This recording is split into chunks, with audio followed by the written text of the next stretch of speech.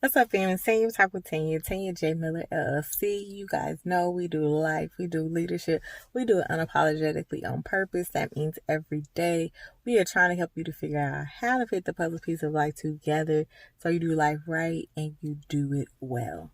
So, fam, I'm feeling nostalgic. I mean, it's Christmas time, right?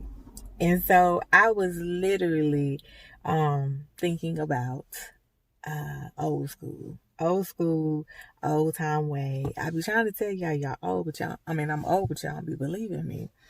And I was thinking about just how growing up as a PK. Yes, I'm a PK.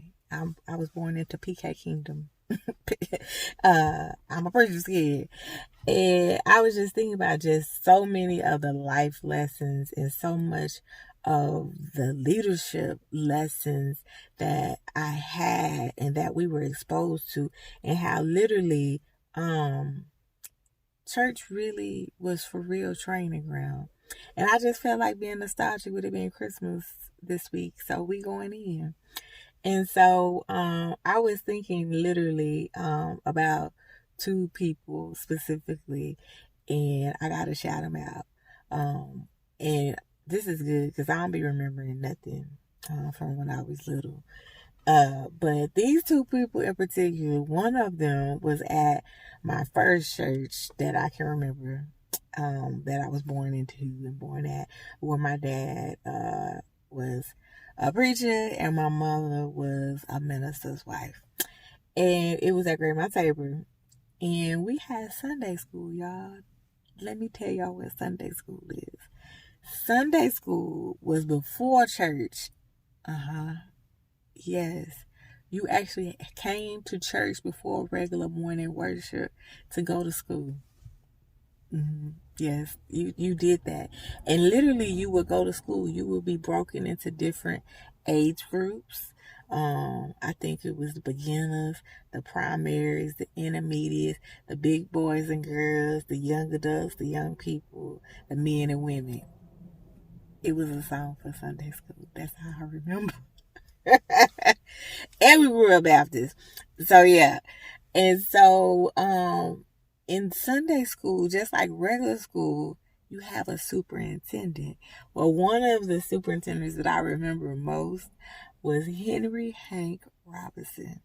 Listen, he kept that school in order, y'all, at Grandma Tabor. He kept it in order. And we learned so much, like, we learned a lot. You know, you didn't just go to class, right? To your little class and y'all just do a little art project or they just babysit you. No, fam. You actually went to your class. You had a full-on lesson that was taught. You had to find the scripture that was being discussed in the Bible. Mm-hmm.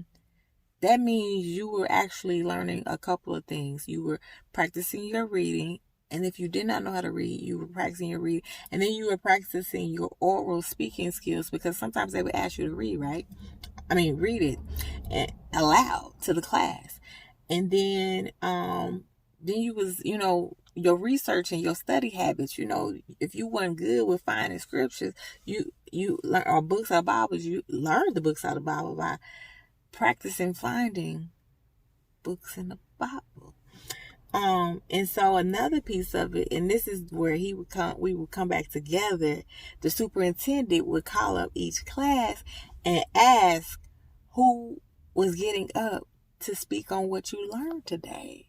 That's what, at the time, Deacon Robinson did as superintendent, y'all. And so, listen, did y'all catch that?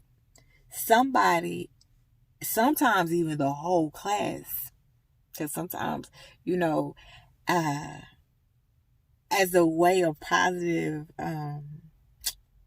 punishment, is that how you want to call it? The whole class was going to get up there and say what they got out the lesson today. But literally, like, that helped to build your public speaking skills. Like, do you know you will be public speaking at 3 or 5 years old? You was able to learn how to figure out what the subject was, what the plot was, what the action and the twist was, and the conclusion, all from Sunday school. And so when we went and moved, when my dad started his own church, our superintendent of our Sunday school was Deacon Eddie McKinney. Yes, he took it even more serious than Deacon Hank did. Listen, he was gonna smile, he was gonna get what he needed out of you, which was to make sure that you got something out this lesson. And so I'm just telling you guys, because I was literally thinking about how many skills we had access to, like how it wasn't difficult to talk or be bashful or shy or anything, to talk about God or to evangelize or to public speak and to share your testimony, because it was a part of our everyday life. And so I'm just breaking it up because some of that was some of the best training ground that you could ever get, right? And the way we do it now, I guess you could say, is, Bible studies or connect group or life groups or different things like that.